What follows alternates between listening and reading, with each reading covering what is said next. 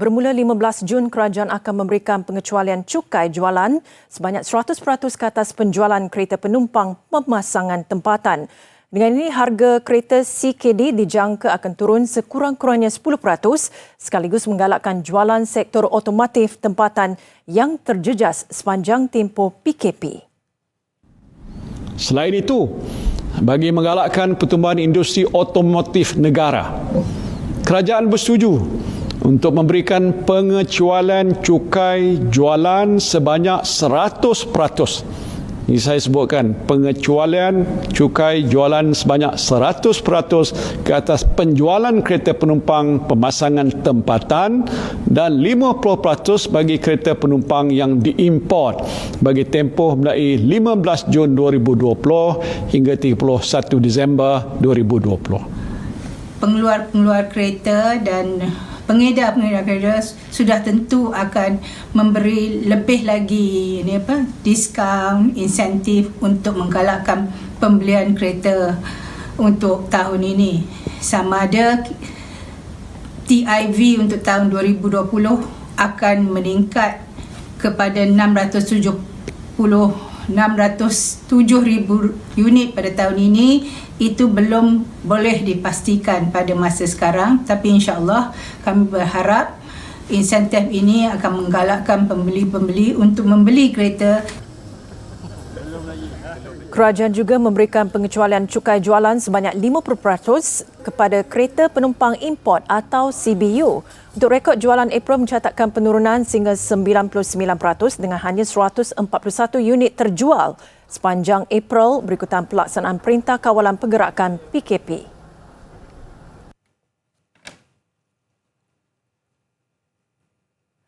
Kerajaan memperuntukkan RM75 juta bagi menyokong pertumbuhan ekonomi gig dan kebajikan pekerja dalam sektor berkenaan. Ekonomi gig ialah pasaran buruh kontrak jangka pendek atau kerja bebas yang dilakukan individu yang dipacu teknologi digital. Pertama, grant sejumlah RM50 juta dalam bentuk dana padanan akan diperuntukkan bagi platform ekonomi gig untuk mencarum bagi pekerjanya di bawah skim bencana pekerjaan perkeso dan skim I-Saraan KWSP. Dan kedua, peruntukan sebanyak RM25 juta kepada MDEC bagi program Global Online Workforce ataupun GLOW.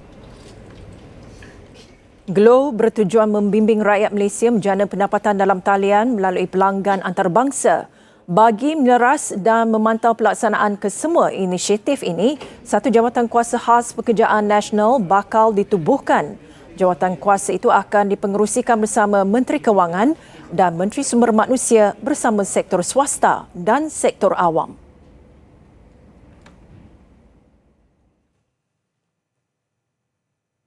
Dalam pada itu, hampir RM9 bilion diperuntukkan bagi menjamin pekerjaan dan menangani isu pengangguran di negara ini yang akan memanfaatkan 3 juta pekerja menerusi beberapa inisiatif seperti program subsidi upah serta program insentif pengambilan pekerja.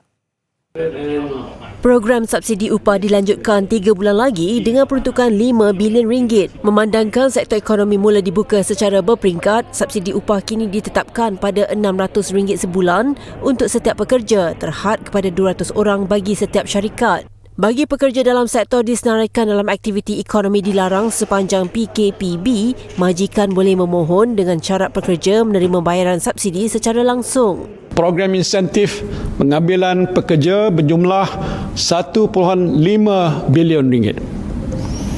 Dan bagi menggalakkan pengambilan pekerja oleh majikan, kerajaan akan memperkenalkan program insentif pengambilan pekerja di mana syarikat akan diberikan insentif kewangan untuk memberi pekerjaan kepada golongan penganggur dan belia. Kira-kira 300,000 pencari kerja akan mendapat manfaat menerusi 2 insentif berkenaan. Pertama, insentif menggaji penganggur di bawah 40 tahun RM800 sebulan. Bagi menggaji penganggur 40 tahun dan ke atas serta golongan OKU, insentif RM1,000 diberi. Insentif berkenaan diberikan selama 6 bulan. Turut ditawarkan allowance latihan sehingga RM4,000 boleh dituntut daripada perkeso untuk yang hilang pekerjaan. Insentif RM600 sebulan diberi kepada majikan yang menggaji lepasan sekolah dan graduan. Sementara itu, RM2 bilion diperuntukkan bagi program kemahiran untuk mereka yang menganggur dan golongan belia.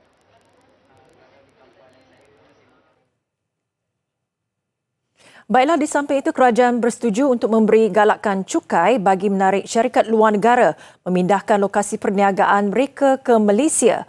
Langkah itu akan meningkatkan nilai pelaburan dan menyediakan lebih banyak peluang kepada rakyat. Ada cukai 10, sekadar cukai 0%. 0% selama 10 tahun bagi pelaburan baru dalam sektor penghilangan dengan pelaburan dalam harta tetap antara 300 juta sehingga 500 juta ringgit dan keduanya kadar cukai 0% selama 15 tahun bagi pelaburan baru dalam sektor penghilangan dengan pelaburan dalam harta tetap melebihi 500 juta ringgit ke atas.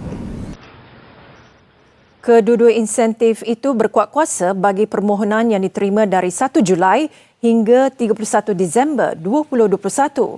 Syarikat sediada di Malaysia yang memindahkan penghilangan luar negara ke Malaysia turut layak mendapat galakan allowance cukai sebanyak 100% bagi tempoh 5 tahun.